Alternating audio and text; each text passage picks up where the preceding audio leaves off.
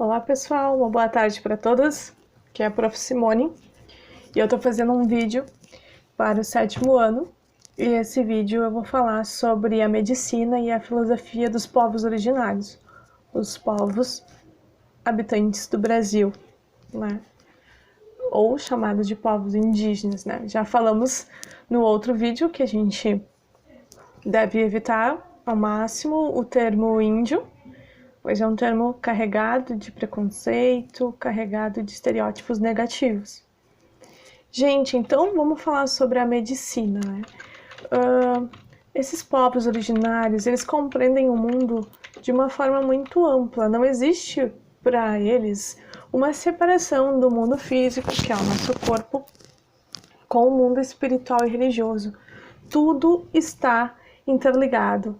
Então, o ser humano está interligado com a água, com o céu, com o ar, com as nuvens, com os animais. A gente é parte da planta e a planta é parte da gente. É uma visão integrada do ser humano com a natureza. Não existe uma separação, né? E também não existe uma separação entre o mundo físico e o mundo espiritual. Tudo está interligado, tá? Então, para eles, por exemplo, os maus espíritos, eles podem causar doenças, enfermidades nas pessoas e também os sentimentos ruins. Quando você tem muito sentimento de ódio, de rancor, de raiva, você pode acabar adquirindo enfermidades, né? Assim como as causas externas, como o frio, o calor em excesso, podem causar alguma doença. Então, eles têm essa noção de que a natureza influencia diretamente nas doenças e nas enfermidades.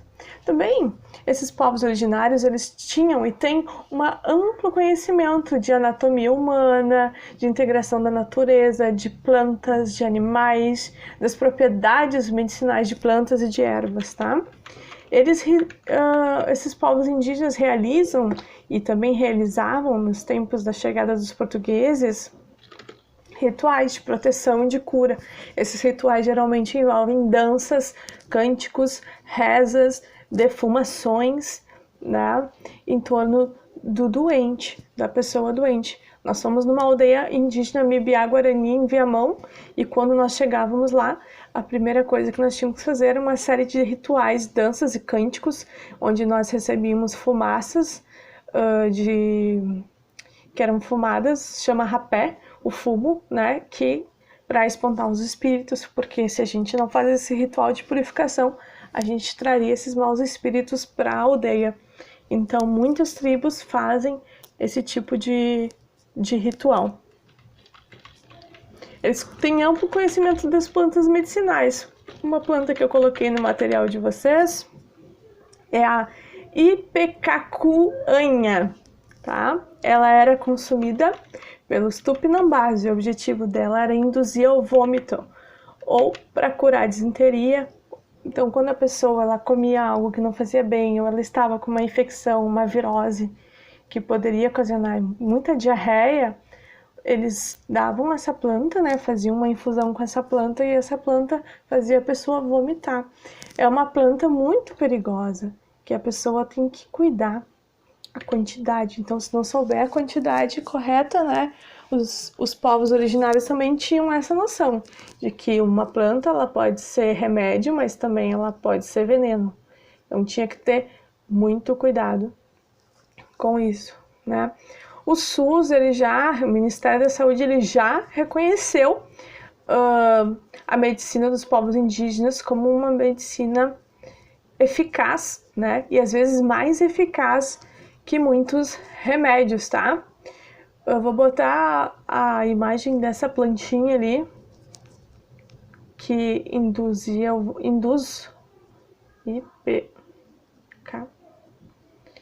ipecacuanha.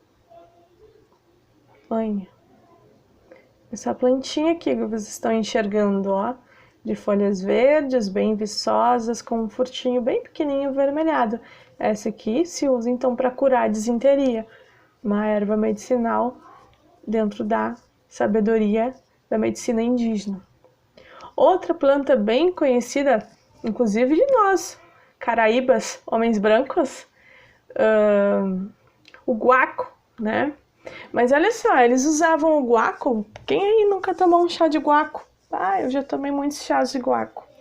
O guaco eles usavam, os povos da Amazônia usam ainda, né? Não vou usar o termo no passado, usam como antídoto para veneno de cobra, né? A gente usa guaco para resfriado, para fazer xarope, né? Aqui essa erva aqui, guaco ou erva de bruxa. A gente usa contra gripe, rouquidão, infecção na garganta. Eles usam também como para atacar o veneno da cobra, o antídoto do veneno da cobra, tá? Então, com certeza, se vocês falarem com os familiares de vocês, eles vão falar que conhecem o guaco, mas para outros usos. Com certeza, esses usos foram transmitidos para nós, homens brancos, para nós ocidentais, através do conhecimento medicinal indígena. Então, outro que eu coloquei ali é a copaíba. Já vou falar, tem o óleo de copaíba, né? Tem forma de chás, forma de óleos, né? Ela é conhecida como antibiótico da mata, ó.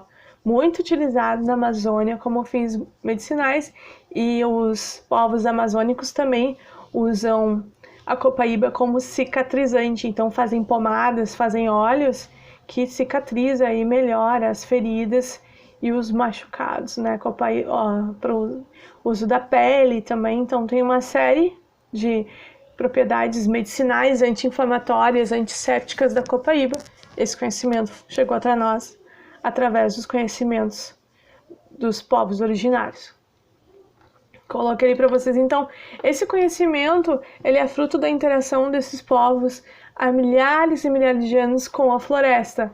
Lá eles vão experimentar cultivo de milho, batata doce, o cará, o feijão, o tomate, o amendoim, o tabaco, que é amplamente utilizado dentro dos rituais, o abacaxi, o mamão, a erva mate, que chegou até nós gaúchos, né? Com contato com dos guaranis e os espanhóis, né? E aí virou bebida tradicional do Rio Grande do Sul através do chimarrão. E o guaraná, que é símbolo nacional na questão dos refrigerantes. O guaraná, a erva mate, ela também tem as mesmas propriedades quase que o guaraná, que são propriedades de deixar a pessoa acordada, de deixar a pessoa revigorada. Aqui no sul se tomava também a erva mate para as guerras antes. E lá na Amazônia se tomava o guaraná. Os guerreiros indígenas tomavam para ficar revigorado, ficavam de 2 a 3 dias acordados, não sentiam dor. Então o guaraná tem uma série de propriedades, né, que tiram a dor, que trabalham a questão mental, que deixam a pessoa acordada, ligada, dão força, revigoram, tiram. Os indígenas relatam que tiravam a preguiça do corpo. Então, quem aí em casa está muito preguiçoso, eu indico, compra um guaranazinho em pó, manda manipular na farmácia, ou cápsulas de guaraná, uma por dia, de repente resolve a questão da preguiça. Então, eu coloquei ali também, tem uma série de ervas medicinais, né? Alfavaca. Vamos botar aqui a erva alfavaca. Não é alfafa, tá? Alfavaca ou manjericão de folha larga. Essa aqui era utilizada por eles como antigripal, então para tirar a gripe, né? E tem propriedades diuréticas, ela aumenta a urina, a pessoa faz mais xixi quando toma ela, e ela também diminui a pressão. Quem tem pressão alta deve tomar esse chazinho aí. Tem o boldo também, os pais de vocês vão dizer que conhecem o boldo. Boldo, quando a pessoa tá ruim do estômago, toma o boldo, tá? Boldo. Não é Bolsonaro, pelo amor de Deus. Boldo, ó. Coronavírus melhora com boldo? Não, com certeza não, né? Mas as pessoas ainda caem. Mas o boldo faz bem pro estômago, quando a pessoa tá com disenteria, também diarreia, libera as toxinas, combate a prisão de ventre e uma febre também, quando a pessoa tem muita febre, toma chá de boldo, melhora. Então, Tem a goiabeira, né? Conhecido chá de goiabeira para dor de barriga, para diarreia. Tem uma série, eu coloquei ali um trecho de uma cartilha. Uma aldeia indígena em São Paulo reuniu os conhecimentos dos anciões numa cartilha e as crianças desenharam algumas coisas. Deixei várias perguntinhas para vocês ali. Qualquer dúvida podem enviar no meu e-mail simonehistoria25@gmail, certo? Fica aí a minha dica então sobre medicina dos povos originários. Qualquer dúvida, entre em contato comigo. Um abraço, até mais!